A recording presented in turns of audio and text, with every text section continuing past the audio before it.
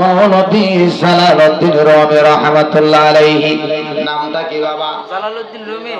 এমন একজন মৌলভী আর কিয়ামত পর্যন্ত পৃথিবীর বুকে জন্ম হবে না যিনি জালালউদ্দিন রুমি, যিনি ফার্সি ভাষায় আরেকটি কোরআনের সারমর্ম দিয়া আরেকটা দ্বিতীয় কোরআন রচনা করেছেন। বলুন সুবহানাল্লাহ। সুবহানাল্লাহ। যিনি নাম হলেন মাওলানা জালালউদ্দিন রুমি রাহমাতুল্লাহ আলাইহি, যিনি মসনদ শরীফ লিখছেন।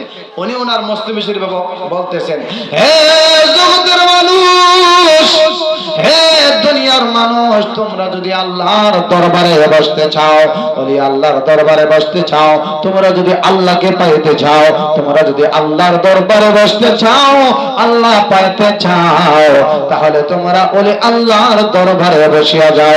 বলি আল্লাহর দরবারে বসা আর আল্লাহর দরবারে বসার সমান কথা। বলুন সুবহানাল্লাহ।